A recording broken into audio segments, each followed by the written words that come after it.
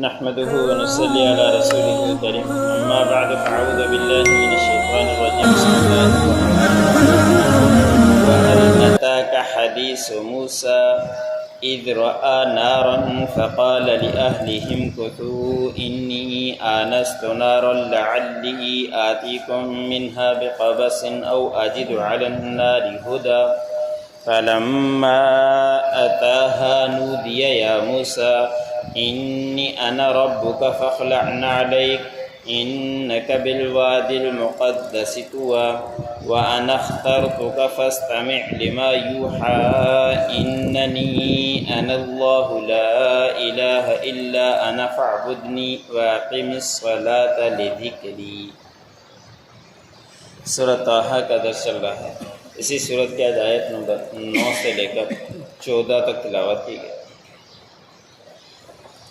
ان آیتوں کے اندر اور اگلی آیتوں کے اندر اللہ رب العزت نے حضرت موسیٰ علیہ السلام کا واقعہ بیان فرمایا ہے، تذکرہ بیان فرمایا ہے، اور اس کے اندر آپ صلی اللہ علیہ وسلم کے لیے تسلی بھی ہے کہ آپ صلی اللہ علیہ وسلم جب مشرکین کو، کافروں کو دعوت دیا کرتے تھے تو قرآن پاک پڑھ کر ان کو سنایا کرتے تھے، وہ ضد کیا کرتے تھے، نہیں سنا کرتے تھے، تو آپ صلی اللہ علیہ وسلم کو اس وجہ سے دلی صدمہ پہنچتا تھا۔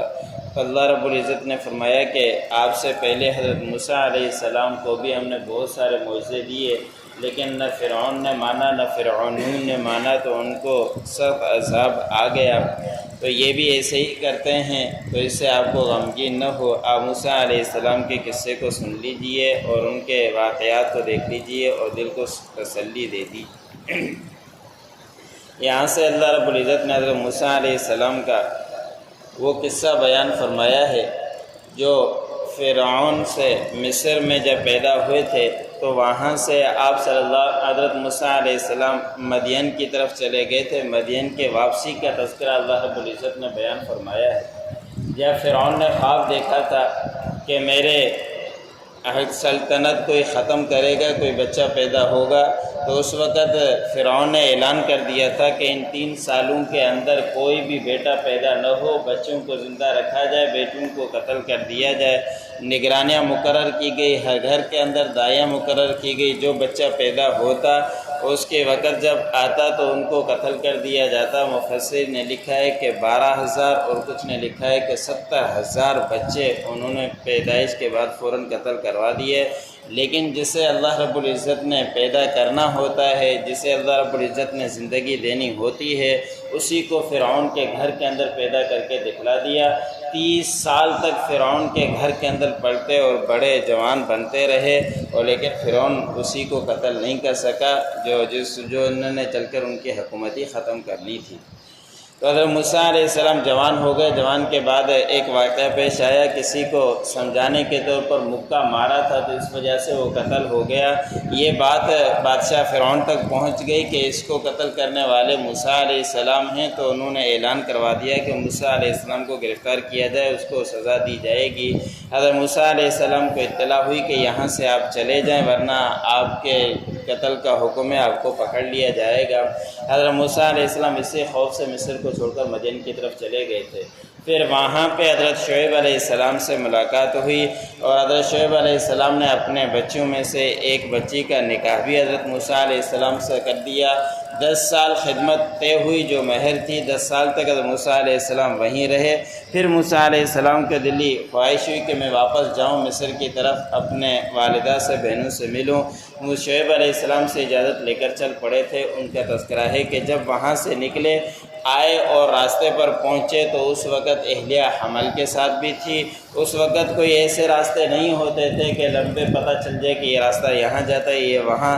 جھاڑیاں ہوا کرتی تھی، معمولی راستے ہوا کرتے تھے۔ پریشان ہوئے، راستہ بھی گم ہو گیا، راستے کا بھی پتہ نہیں کہ اب کہاں نکلیں، اور اہلیہ بھی حمل سے ہے۔ بڑے پریشان ہوئے۔ تھوڑی دیر میں دیکھا کہ کہیں حضرت موسیٰ علیہ السلام کو آگ نظر آئی، تو حضرت موسیٰ علیہ السلام نے اپنی اہلیہ سے کہا کہ آپ لوگ یہیں ٹھہرو، میں آگ دیکھ رہا ہوں، اس سے کچھ آپ کے پاس لاتا ہوں، یا تو کوئی انگارہ وہاں سے لے کر آتا ہوں تاکہ اس سے آگ گرم کی جائے جو آگ کی ہمیں ضرورت ہے، یا یہ کہ وہاں سے کوئی رہنمائی پا کے آ جاؤں آگ ہے وہاں پہ ضرور کوئی بندہ تو ہوگا، اس سے راستہ پوچھ کر آتا ہوں۔ جب حضرت موسیٰ علیہ السلام وہاں پہنچے تو وہ اللہ رب العزت کے نور کی تجلی تھی، آگ نہیں تھی۔ حضرت موسیٰ علیہ السلام آگے جاتے ہیں تو آگ پیچھے ہو جاتی ہے۔ حضرت موسیٰ علیہ السلام آگ کو پکڑنا چاہتے ہیں، آگ پکڑ میں نہیں آتی۔ حضرت موسیٰ علیہ السلام نے تنکے اٹھا کر آگ کی طرف کیے تو آگ پیچھے ہٹ گئی۔ حضرت موسیٰ علیہ السلام گھبرا گئے اور پریشان ہوئے۔ تو اس وقت اللہ رب العزت نے آواز دے کر بیان فرمایا کہ بے شک میں آپ کا پروردگار ہوں، بس آپ اپنے جوتوں کو اتار دیجئے، بے شک یہ ایک وادی ہے دعا اور پاکیزہ وادی ہے، اس لیے جوتے پہن کر یہاں نہ آئیے اور جوتے اتار کر آئیے۔ اس سے مفسر نے لکھا ہے کہ جو پاک صاف جگہ ہیں وہاں پہ جوتے پہننا ادب کے خلاف ہے، وہاں جوتے نہ پہننا چاہیے۔ پھر موسیٰ علیہ السلام کو اللہ رب العزت نے آواز دے کر فرمایا کہ میں نے آپ کو چن لیا ہے، بس آپ غور سے سنیے جو آپ کی طرف وحی کی جاتی ہے۔ یہاں حضرت موسیٰ علیہ السلام کی عمر 40 سال ہو گئی تھی۔ اللہ رب العزت نے یہاں طوا کے پاس نبوت سے نوازا اور پھر اللہ رب العزت نے فرعون کی طرف بھیجا تھا۔ پھر اللہ رب العزت نے فرمایا کہ بے شک میں ہی اللہ ہوں، اللہ کے سوا کوئی معبود نہیں، بس میری ہی عبادت کیجیے اور نماز کو قائم کیجیے میری یاد کے لیے۔ نماز ایسی چیز ہے کہ سارے اللہ رب العزت کی عبادات اس کے اندر آ جاتی ہے۔ اللہ رب العزت کے سامنے جھکنا، اپنی پیشانی رگڑنا اور اللہ رب العزت کی حمد بیان کرنا، تسبیح بیان کرنا اور اللہ رب العزت کا کلام پڑھنا، تو ساری عبادات ایک دس نماز میں آ جاتی ہے۔ تو اللہ رب العزت نے فرمایا کہ آپ نماز کو قائم کیجئے میری یاد کے لیے۔ پھر آگے تذکرہ آئے گا کہ حضرت موسیٰ علیہ السلام سے مزید کچھ باتیں ہوئی تھیں۔ وَهَلْ أَتَاكَ حَدِيثُ مُوسَىٰ، کیا آپ کے پاس آئی ہے خبر موسیٰ علیہ السلام کی؟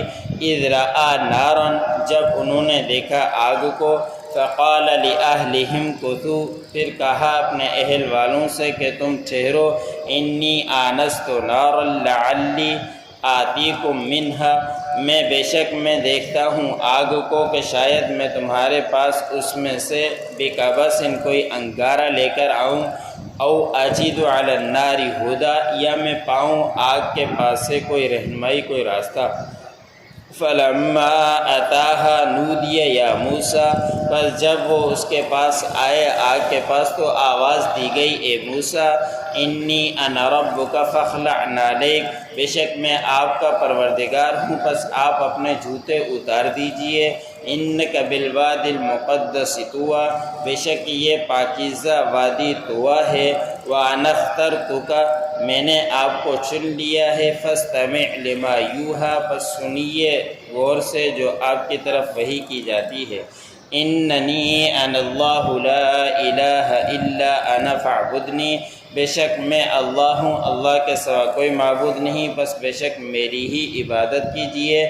وَأَقِمِ الصَّلَاةَ لِذِكْرِی، اور نماز کو قائم کیجیے میری یاد کو۔